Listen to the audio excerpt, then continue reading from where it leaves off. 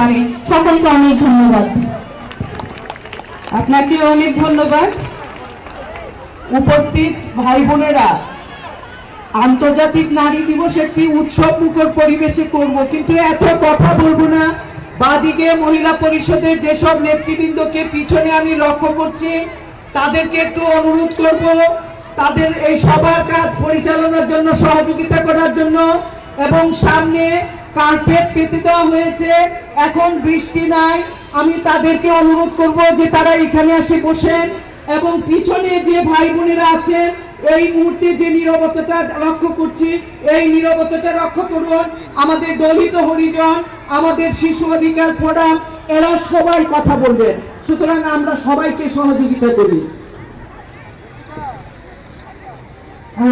এবারে ফোরামের পক্ষ থেকে বক্তব্য রাখবে চাইল্ড রাইটস অ্যাডভোকেসি কোয়ালিশন এবং সেভ দ্য চিলড্রেনের পক্ষে লায়লা খন্দকার। ওনাকে সংক্ষিপ্ত বক্তব্য উপস্থাপনের জন্য অনুরোধ জানাচ্ছি।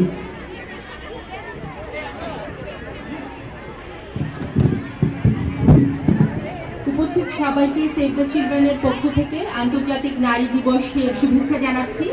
সামাজিক প্রতিরোধ কমিটির পক্ষ থেকে যে দাবিগুলো উত্থাপন করা হয়েছে, আমরা তার সঙ্গে সংহতি জ্ঞাপন করছি। একটি দাবি একটু বিশেষভাবে উল্লেখ করতে চাই।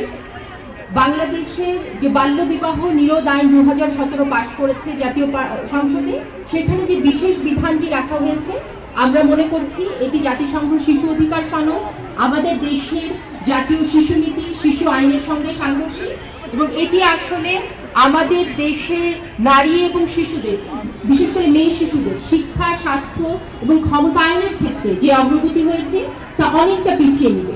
তো আমরা আবারও সরকারের কাছে দাবি জানাচ্ছি এই বিশেষ বিধানটি বাতিল করার জন্য, এবং আমরা ক্ষোভ প্রকাশ করছি এই বিশেষ বিধানে শিশুদের মতামত নেওয়ার কথা কিছুই বলা হয়নি। বলা হয়েছে অভিভাবকদের কথা শুনতে হবে এবং কোর্টের মতামত নিতে হবে। এটা শিশু অধিকারের একটি ভয়ঙ্কর লঙ্ঘন এবং আমরা গভীরভাবে উদ্বিগ্ন। এটা শিশু, মেয়ে শিশু এবং নারীদের প্রতি সহিংসতার মাত্রা বাড়িয়ে দেবে। তাই আমরা আবারও দাবি জানাচ্ছি এই বিশেষ বিধানটি পুনর্বিবেচনা করার। সবাইকে অসংখ্য ধন্যবাদ। লায়লা খন্দকারকে অনেক ধন্যবাদ। এবারে আমি সংক্ষিপ্ত বক্তব্য উপস্থাপনের জন্য অনুরোধ জানাচ্ছি হাবিবুর রহমান, পরিচালক, কর্মসূচি প্রধান, জেন্ডার জাস্টিস ইউনিভার্সিটি। উনি ব্র্যাকের প্রতিনিধিত্ব করছেন।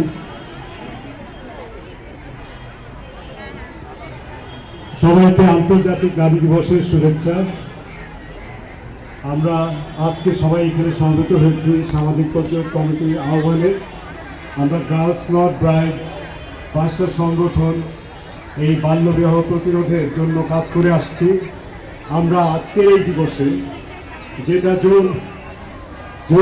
জোরালোভাবে বলতে চাই, সামাজিক প্রতিরোধ কমিটির পক্ষ থেকে যে দাবিগুলো উত্থাপন করা হয়েছে তার প্রতিটা দাবি যেন আমাদের মন্ত্রণালয়, আমাদের সরকার যথাযথ গুরুত্ব দিয়ে সেগুলিকে নিয়ে কাজ করে। আর আমরা গার্লস নট ব্রাইড থেকে আজকে অনেক মেয়েরা এখানে এসছে।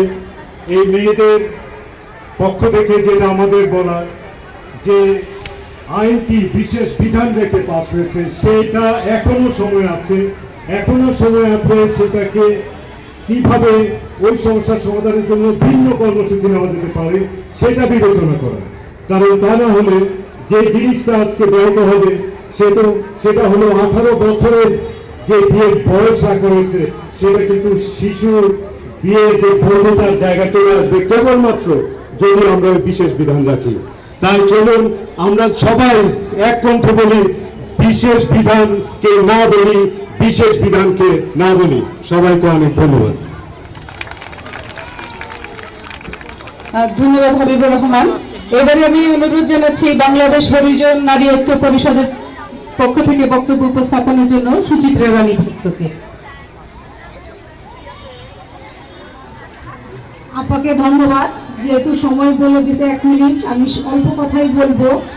প্রথমে আমি বাংলাদেশ হরিজন নারী ঐক্য পরিষদের পক্ষ থেকে সবাইকে জানাই আন্তরিক অভিনন্দন ও শুভেচ্ছা। আজ 8ই মার্চ আন্তর্জাতিক নারী দিবস।